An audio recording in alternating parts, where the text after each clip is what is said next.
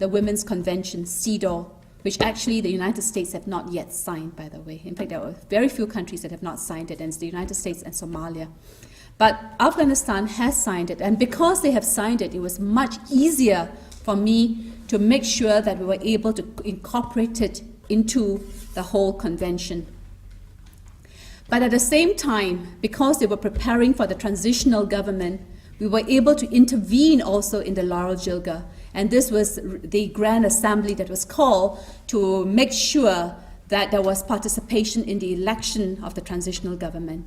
And here we were able, for the first time in Afghanistan's history, to be able to bring women, and 200 women were brought to the Laurel Jilga and participated in the shaping of what the country's future was going to look like. We have worked very closely in establishing the economic security for the widows. There are many women there who have lost their husbands and their sons because of war. And the kind of support that is needed for them, because most of them are not literate. So we have established women's centers around Afghanistan. So far, I've raised funds for about 4 of them, but the minister would like something like 32. Each center costs 80,000, but we're using it as a center of learning.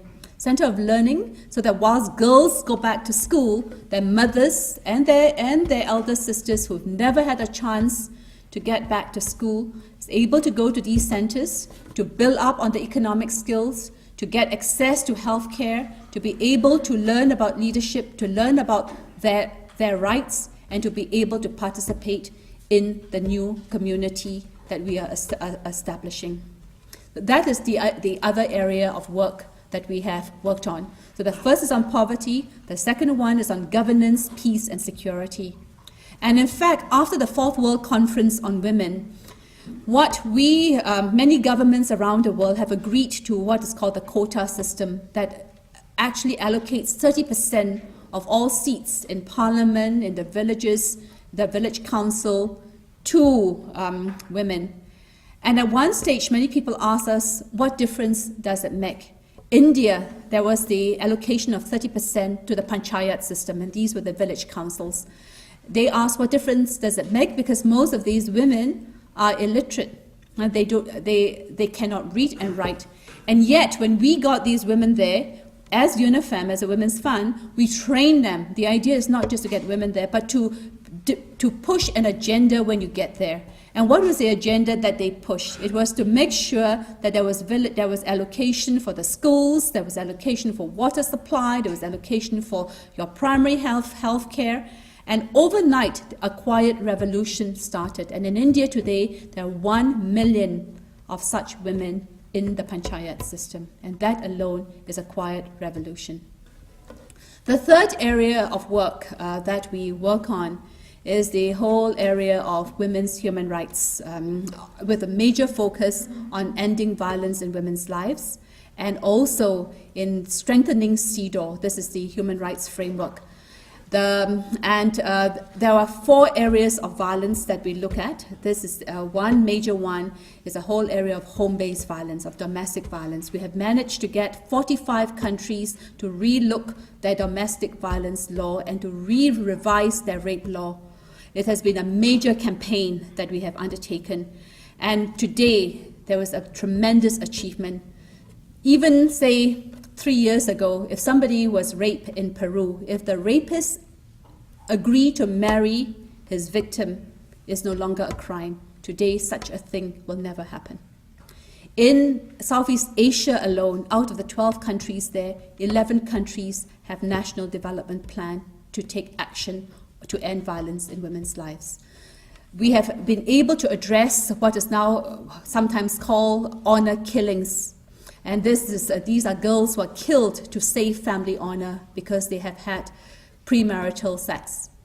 And we have been able to redefine this so that they are no longer sent to prison, or they are no longer sent, they are saved from action of that nature. And we have established shelters for them. The second kind of violence that we deal with are those that are linked to traditional practices. And some of you have heard what some of these are. But the idea here is to make sure that we pull together traditional leaders to be able to link the health issue to the violence issue so that it is addressed in a proper way.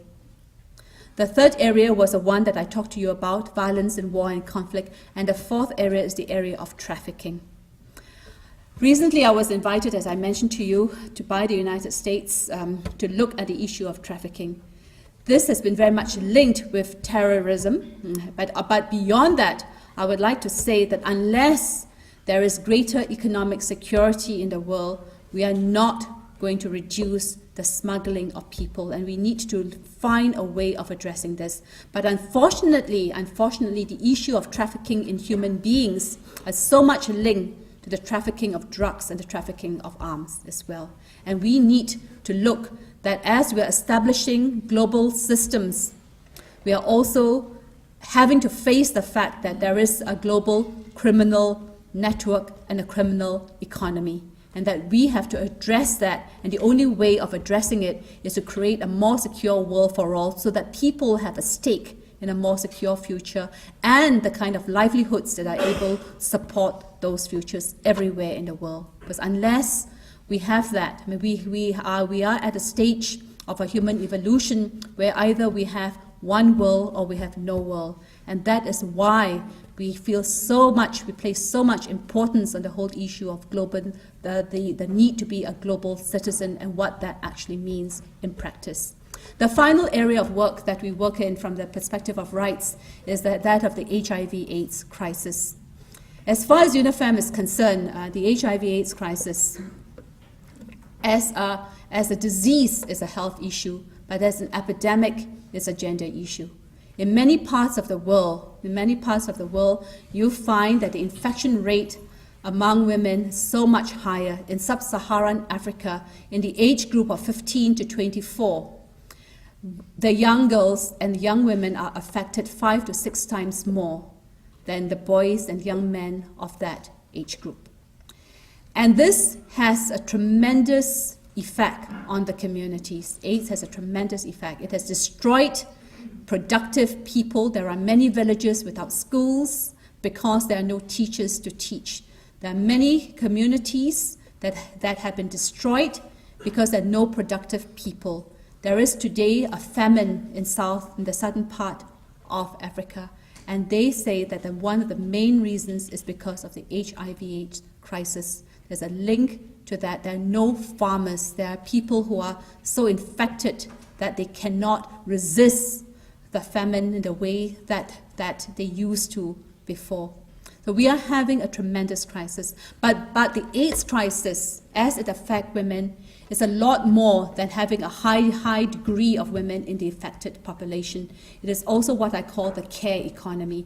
We are having this crisis at a time when many countries are cutting back on healthcare and education because of the debt crisis, because of the economic crisis that they are faced, because of the financial crisis that face many of these countries. And what this means is that the care of the sick, the dying, and the old go into the home and is taken care by the women.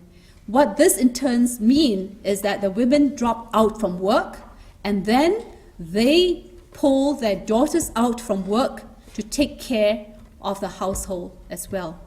In fact, I asked one of the women whom I met in Africa, what does it take to take care of one HIV patient or family member? And she says 24 buckets of water.